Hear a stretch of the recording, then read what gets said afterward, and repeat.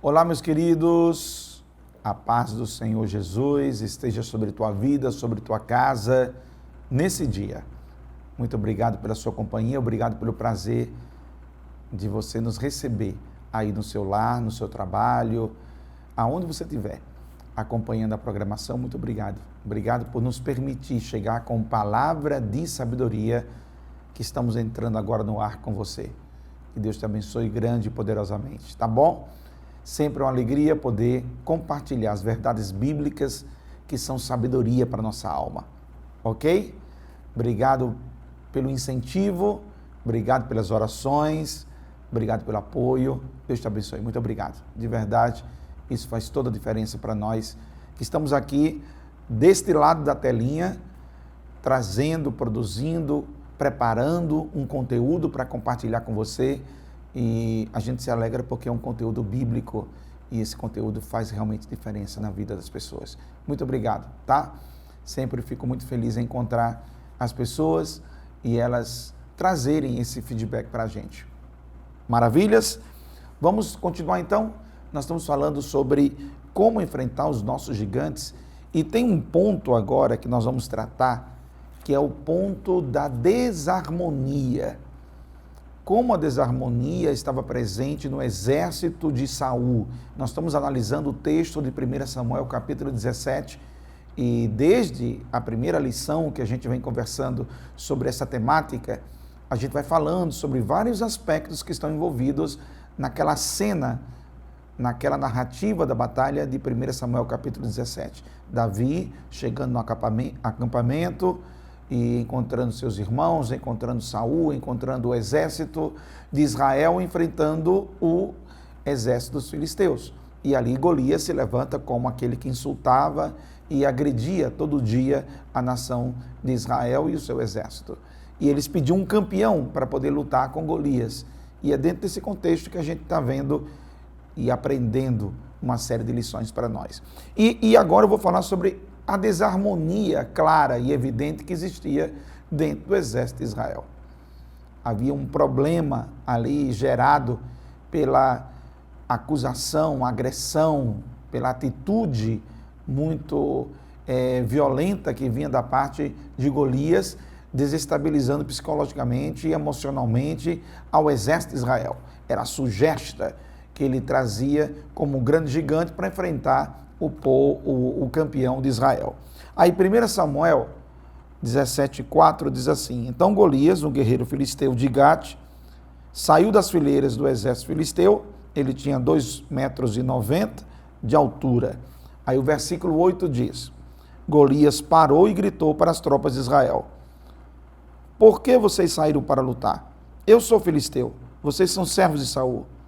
Escolha um homem para vir aqui lutar comigo. Interessante, né? Você vê claramente a atitude provocativa de Golias dentro dessa ideia da guerra psicológica, né, gerada dentro de um campo de batalha. Uma guerra sempre é ruim em todos os sentidos, porque em vários momentos a guerra ela propõe atitudes agressivas, ela propõe atitudes destrutivas para poder prevalecer sobre o outro, é uma imposição de força. Então acaba que em algum momento sempre alguém extrapola, alguém vai além, e na guerra, muitas das vezes, os danos são multilaterais dentro daquilo que se propõe para fazer. Mas eu não quero me ater ao aspecto da guerra em si, mas sim sobre esse processo de desânimo contínuo que foi gerado e de desarmonia, a desarmonia que foi gerada dentro do contexto dessa batalha histórica emblemática que todos nós conhecemos. E é nesse parâmetro que eu quero tratar com você. Alguns gigantes moram do lado de fora e outros gigantes moram do lado de dentro. A gente já falou um pouquinho sobre isso no programa anterior. E quando a gente trata sobre isso, existe aqui nesse capítulo 5 situações para a gente analisar de coisas que se transformam em desafios para serem enfrentados internamente e externamente. Tem lutas que você está travando que é dentro de você, não tem a ver com o que está acontecendo fora. E tem outras situações que são provocadas por aquilo que vem de fora. E quando essas duas situações se juntam, então potencializam um grande desânimo, uma desarmonia, uma falta de encontro, uma falta de uma equalização dentro de você. Então, vamos lá. 5 situações. A desarmonia, que é quando você não está em equilíbrio com você mesmo, com a sua família, com a sua equipe de trabalho. São alguns exemplos. A desarmonia é um fator desestabilizador dentro da nossa confrontação dos gigantes internos e externos. Outra, o desânimo, que é um sentimento natural em projetos grandes ou demorados e precisa ser enfrentado com técnica, persistência e motivação. Projetos que duram muito tempo, que era o caso do que estava acontecendo aqui nessa batalha de Israel, eles já vinham lutando há muitos dias e todo dia o Golias afrontava, de manhãzinha, o bom dia, né? Bom dia, Israel. O bom dia era uma afronta. E aí, não tem homem para vir me enfrentar? Não tem um campeão para vir me enfrentar? Dizia Golias, todo dia de manhã. Então, a coisa esticada, que estava demorando muito, provocava naturalmente um desânimo. Projetos que você tem muito tempo nele, eles vão roubando o vigor, aquele vigor inicial daquele momento que você começou. É uma coisa que você vai ter que enfrentar, é um gigante interno que você vai ter que enfrentar. Desarmonia, o que mais? Desânimo é outro gigante. Desespero é outra coisa também, outra situação para ser encarada. Ocorre quando você deixa o medo ou as preocupações assumir o controle da sua mente, da sua família ou da sua equipe. O desespero é um ato de descontrole total. É um ato de descontrole total. Nós, quando estamos em situações de desespero, não enxergamos saída. A gente literalmente é dominado pelo medo e aquele medo trava a sua lógica, trava o seu racional. Você não consegue ver perspectivas de saída e é isso que é desesperador. Porque enquanto você está ali numa batalha, numa luta, num problema, numa dificuldade, você está ali batalhando, enfrentando, lutando, se esforçando, mas você vê uma perspectiva, você enxerga uma saída, então você consegue controlar, você consegue equilibrar de alguma maneira. Ok, vamos aqui, um dia de cada vez, um passo, vamos lá pessoal, isso. Mas quando o desespero toma conta de você, então você não consegue, porque você não enxerga, você não vê. Aonde é que eu vou? Para onde eu vou? Como eu vou resolver isso? Qual é a resposta para isso? O desespero, ele vai gerando angústia, tira de você a fé, tira de você a coragem, tira de você a determinação. E o desespero é literalmente você agir de maneira inconsequente, impulsiva e, bom, você age tentando escapar daquela situação, seja ela qual for. Estou te mostrando as situações que representam muitos gigantes internos ou externos na nossa vida, ok? E mostrando como isso está trabalhando no seu coração. E eu vou me aprofundar sobre eles. Eu só estou citando as situações para vocês, para a gente poder aprofundar um pouco mais. Outra situação, além da desarmonia, vou falar um pouquinho sobre isso daqui a pouco, além do desânimo, já defini também o que seria, além do desespero, que já trouxe uma definição também sobre o desespero, uma outra situação, o descrédito. O descrédito é a falta de confiança dos outros em você. A falta de crédito, que pode ser originada por seus erros do passado, pode também ser originado pelo tamanho do desafio que você tem que enfrentar, ou até mesmo por inveja. Então, se você vê, olha, são todos fatores diferentes aqui. Cada um deles merece uma análise, uma reflexão sobre isso. A gente vai pensar um pouquinho mais na frente sobre isso aqui, tá bom? Sobre esses gigantes internos e externos, tá bom? Descrédito, vou dar um exemplo para você. Tem muito tempo e muita energia que você perde debatendo algumas questões de internet, algumas questões das redes sociais. Tem muito tempo de bate-boca que às vezes você se deixa levar, que é uma perda de energia, além de uma perda de tempo. Ou seja, você ficar ali debatendo em muitas discussões inúteis, em muitas discussões que não são produtivas, não vai te ajudar em nada no teu objetivo. Então você está tendo um desperdício de energia. Você está gastando combustível em uma estrada, em uma rodagem que não está indo em direção aos teus objetivos. E então não é inteligente, não é legal você estar fazendo isso. Você tem que pensar, será que eu estou empreendendo energia em algo sem futuro? Qual é o futuro de eu fazer um trabalho desse, uma atitude dessa, uma questão dessa? Então você tem que pensar, tá bom? Você tem que pensar, analisar se o tempo que você está investindo em determinadas coisas realmente vale a pena. Vai te dar retorno de quê? Vai te ajudar em quê? Vai te amadurecer e fortalecer em quê? Então você tem que colocar essas pontuações bem claras. Muito bem, dito isso, já que nós temos gigantes que moram do lado de fora e outros que moram do lado de dentro, e nós temos que tratar com eles, vamos começar aqui abordando um pouco mais sobre o gigante da desarmonia. Recapitulando, citei 5: desarmonia, desânimo, desespero, descrédito e desperdício de energia.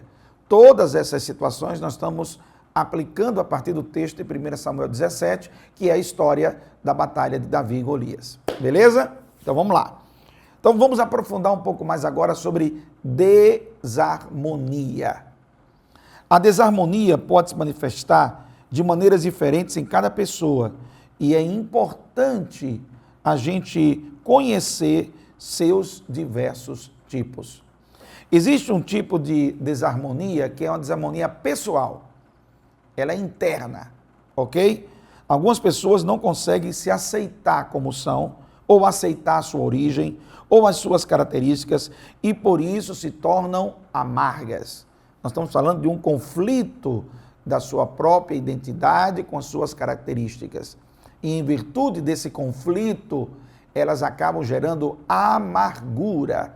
Elas têm dificuldades na aceitação da sua imagem e geram uma distorção da autoimagem. Por exemplo, eu não gosto da minha orelha, eu não gosto do meu nariz, eu não gosto do meu cabelo.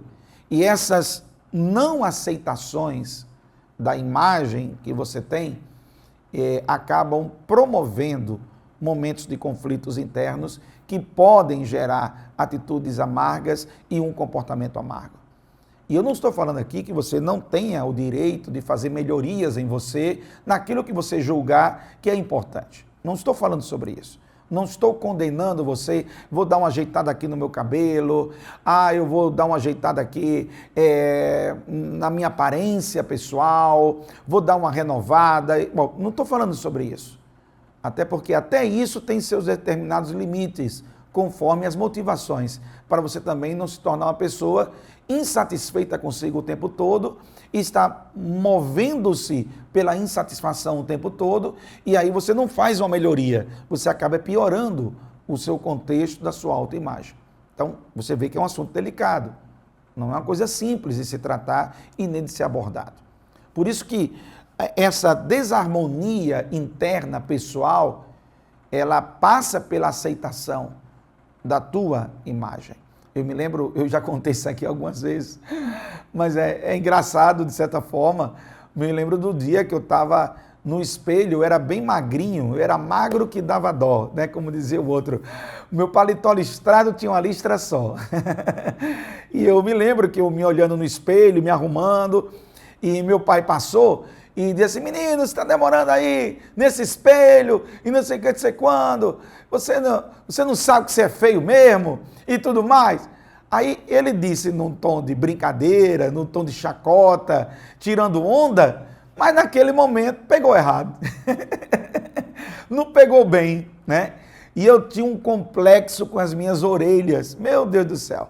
O pessoal chamava orelha de abano, orelha de topogijo, orelha de dumbo. Eu já contei isso aqui outras vezes, em outras oportunidades. Aí, aquilo ali, ele disse na brincadeira, na chacota, mas pegou errado dentro do meu coração. Eu absorvi aquilo ali, fiquei triste, fiquei ali meio jururu. Aí passou-se alguns dias, ele viu que eu estava meio jururu, disse, e aí, Wendel, o que é que houve? Você está meio aí para baixo, o que foi que aconteceu? Eu disse, não, é que eu olho assim para essas minhas orelhas, eu acho que elas são muito grandes, não sei o que, não sei quando, o senhor ainda foi dizer aquilo lá, então eu fiquei triste com esse negócio. Ele disse, meu filho, não fique desse jeito não, dê graças a Deus, olha, as suas orelhas aí, você consegue me ouvir? Eu digo, consigo, e eu já meio querendo chorar, aí eu disse, eu consigo lhe ouvir. Eu disse, pois é, que bênção, ó, tem algumas pessoas que infelizmente, lamentavelmente não conseguem ouvir, porque são surdas, né? Então, em virtude disso, ou por uma doença, ou por uma situação congênita, lamentavelmente não conseguem ouvir. Mas você está aí, rapaz, conseguindo ouvir? Você consegue me ouvir bem? Eu disse, eu estou lhe ouvindo bem. Disse, olha aí, as suas orelhas têm uma capacidade auditiva maior, porque elas conseguem captar o som mais do que os outros. Olha a situação. Então, minhas orelhas agora eram umas parabólicas. Eu sei que naquele momento, aquilo ali para mim fez todo sentido, né?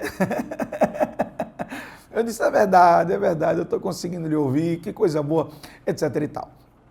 Mas por que eu digo isso? Porque é um processo de aceitação, né? Você aceitar, você fica em conflito o tempo todo consigo mesmo, com seu corpo, né? E acaba que isso vai gerando algumas desarmonias internas, alguns traumas, né? Que acabam deixando você numa situação desconfortável. Então, tenha paz com você, tenha paz com o seu passado, tenha paz com o seu jeito, tenha paz com a sua maneira, tenha paz com essas coisas, independente daquilo que você pode e deve fazer para melhorar, entendeu? Mas todo o processo de melhoria, ele parte do princípio da aceitação da situação que é, entendeu? Todo o processo de melhoria, ele parte do princípio da aceitação daquilo que é. Então, é a partir daquilo que é que você pode implantar ou não alguma melhoria. Se você quer implantar uma melhoria, mas tem dificuldade com a sua aceitação pessoal, isso vai gerar apenas um novo conflito. Aquele conflito vai virar um Pokémon evoluído. Se é que você me entende, entendeu? Ele apenas vai mudar de característica, mas o ponto principal está lá ainda. O X da questão ainda continua persistindo. Você não tratou o X da questão. Você não administrou o X da questão. Então, ele continua lá. Tá bom? Então, por isso, o processo de aceitação é muito importante para você conseguir lidar com as melhorias que você gostaria de fazer na sua vida, no seu comportamento, no seu jeito de ser, na sua maneira de agir. Todas essas coisas partem do princípio de, primeiro, você entender quem você é. E a partir daí você aceitou esse processo de quem você é, eu me entendo, me conheço, ok, eu tenho dificuldades em tal área, eu sou assim, sou uma pessoa que tem dificuldades com isso, eu vou ter que melhorar nisso, ok, mas primeiro eu entendi quem eu sou e aceito esse processo como fazendo parte do meu reconhecimento e do meu autoconhecimento, tá bom? Independente, volto a dizer, daquilo que precisa mudar em você. Maravilha? Estamos juntos? Então, vamos começar a resolver essa desarmonia pacificando o teu coração. Pacifica primeiro o teu coração. Mas sabe, você entra numa neura que não é legal. Não é legal. Pacifique seu coração. Administre os conflitos. Existem níveis de tolerância que nós devemos ter para as coisas que não saem exatamente como nós queremos. E temos que entender que nem tudo sai exatamente como queremos. E que você pode ser contrariado em sua vontade, pode ser contrariado em seus desejos, em algum momento. Não dá para fazer só o que você tem desejo. Aliás, por sinal, esse é um péssimo árbitro para a tua vida. Você se guiar pelos desejos é você brincar de se enganar com você próprio, porque os desejos são voláteis, os desejos são passageiros, são enganadores e são muito supérfluos. Então, os desejos, eles não conseguem trazer a consistência real para a tua vida. Uma hora eu me lembro, falando em desejos, eu me lembro, quando eu era pequeno, eu queria uma bicicleta. Depois, quando fui adolescente, eu já queria uma moto. Depois, quando já era jovem, eu queria um carro. Depois de adulto, eu queria mudar o carro. Vocês estão entendendo como as coisas mudam? Como as coisas são... A cada época, a cada momento tem uma transição diferente de desejo. Então você não pode pegar e dizer que o teu desejo vai ser o teu juiz, o teu aferidor, o teu árbitro. Não, você não pode usar isso. Porque senão você vai viver em completa desarmonia o tempo todo, porque em algum momento os teus desejos serão frustrados. Inclusive, no processo educacional dos nossos filhos, gerar e promover momentos de frustração para o nosso filho faz parte de promover a maturidade para ele aprender a conviver em sociedade.